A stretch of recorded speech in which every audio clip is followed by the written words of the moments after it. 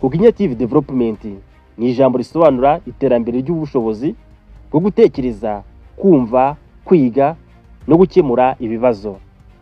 Mu bantu akenshi na kenshi cyane cyane abana, ni uburyo ubwonko bw'umwana butera imbere kugira ngo bushobore gufata amakuru.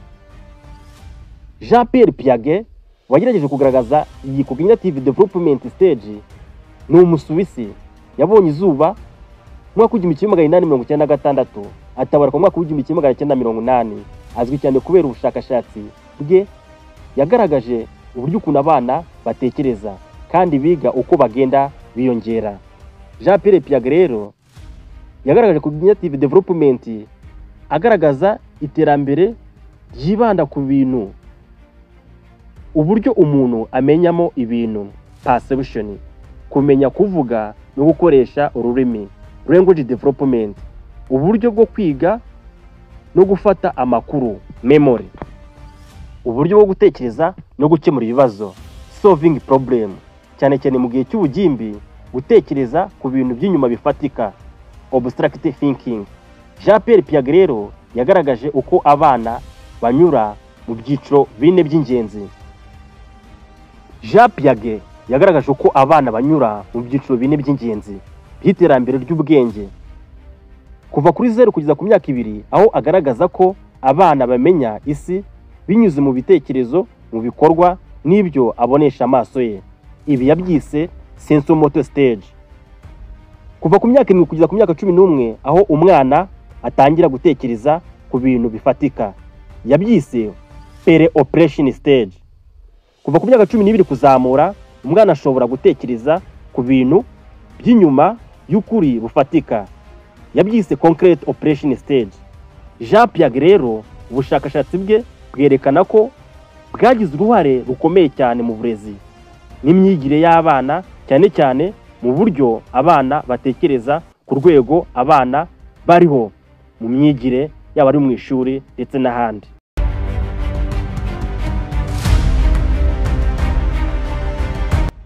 Erik Erikson ni Umudage, akaba psychologist yamenyekanye cyane mu by'ubumenyi bw'imitekerereze ya muntu, psychology. Erik Erikson rero inyigisho ze zaramamaye ku isi hose mu byo bise human development. Yavukiye mu Budage tariki 15 Kamena mwaka w'1992, atabaruka mwaka w'1994. Erikson rero yamenyekanye cyane mu cyo yise psychosocial development, aho yavuze ko umuntu anyura mu byiciro 8 by'ubuzima kuva akivuka kugeza ashaje.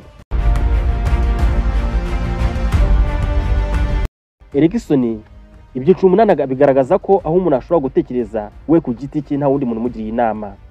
Dore ukuntu icyiciro cya mbere yakise. Yatangiye agira ati kwizera no kutizera, trust and mistrust, kwishima mu buzima cyangwa se gucika intege, integrity versus despair, kwihangira imirimo, kwihesha agaciro mu mirimo, kumva ntacyo umaze, industry versus inferiority. Erik Erikson uburyo avugamo anasobanura psychosocial development ndetse n'icyo bita human development abihuriza hamwe na mugenzi we Abraham Maslow. Dore uko Abraham Maslow we abitekereza nuko yabigiye abishyira hanze. Abraham Maslow we yabyinjiyemo neza cyane, arabigaragaza. Dore stage uko yubatse nuko agaragaza iyi pyramide. Abraham Maslow yamenyekanye cyane kubera icyo yise Maslow hierarchy of needs. Iyi ni inyigisho ivuga ko abantu bagira ibyiciro bitandukanye by'ibyo bakeneye kugira ngo bagire ubuzima bwuzuye, kandi ibyo bintu bikurikirana kuva ku by'ibanze kugeza ku byisumbuyeho. Iyi pyramide rero ya Maslow igizwe n'ibyiciro 5 by'ingenzi. Abraham Maslow rero yari psychologist, umuhanga mu by'imitekerereze. Abraham Maslow ni Umunyamerika, azwi cyane kubera inyigisho ze kubijyanye n'ibyo umuntu akeneye mu buzima. Maslow rero yabonye izuba ku itariki ya 1 Mata mwaka w'1908, atabaruka mu mwaka w'1970. Maslow rero akaba umunyamerika wabaye rurangiranwa cyane. Dore piramide yabashije gushyira hanze igaragaza ibyo umuntu akenera kuva akivuka kugeza ashaje. Piramide ya Maslow rero igizwe n'ibintu bitanu by'ingenzi, aho umuntu yifuza ibintu bitandukanye kandi koko aba bikeneye mu buzima. Ibyo umubiri ukeneye: kurya, kunywa, gusinzira, guhumeka. Nibyo abantu bakenera kurya no kubaho, guhumeka no kuryama no kuba yanywa amazi. Maslow rero agaragaza ko iki kintu nicyo yise physiological need. Umuntu akenera umutekano, kuba ahantu heza, kugira ubuzima buhamye kandi koko buzira umuze. Ibi yabyise safety need. Umuntu akenera kubaho mu rukundo, yishima uko abayeho, akundana n'umuryango we ndetse n'abo bamukomokaho, inshuti ze n'abo bakorana. Ibi yabyise love and belonging.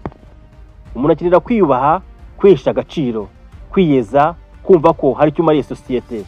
Maslow rero ibi yabyise esteem need. Kugera ku bushobozi bwawe ubishatse, aho umutima wawe wumva ko nta kibi ufite. Ibi yabyise self actualization. Maslow icyiciro cya kane avuga ko kwiyubaha, kwesha agaciro, kwiyeza, kumva ko hari icyo umariye abandi ari byo by'ingenzi biranga umuntu muzima. Ibi yabyise esteem need. Maslow rero icyiciro cya gatanu yagaragaje ko kugera ku bushobozi bwawe bwose, kumva ufite ubushake bwo gukora ibikunyuze umutima ari byo byiza cyane. Ibi yabyise self actualization. Maslow rero yemeza ko umuntu atabasha kugera ku cyiciro cyo hejuru atabanje guca hasi. Ibi rwose bihuza n'abantu benshi cyane ko uyu ushaka gutera imbere ugomba kubanza kwiyoroshya, cyangwa se hari abantu bazakumenya ubuzima bwawe bwo hasi ugitangira mbere yuko babona ko wageze hejuru. Maslow rero ni umwe mu bagabo babashije kugaragaza uburyo umuntu ahindagurika ndetse n'imitekerereze ye ishobora kwaguka biciye mu byo bise Maslow hierarchy of needs. Naho yagerageje kubigaragaza abishyira kuri piramide. Munyemere nsubikira hano ikiganiro twatuma tureba ubita Jean Pierre Piaget, Erik Erikson ndetse na Abraham Maslow, uburyo ukuntu babashije kugiriza akamaro.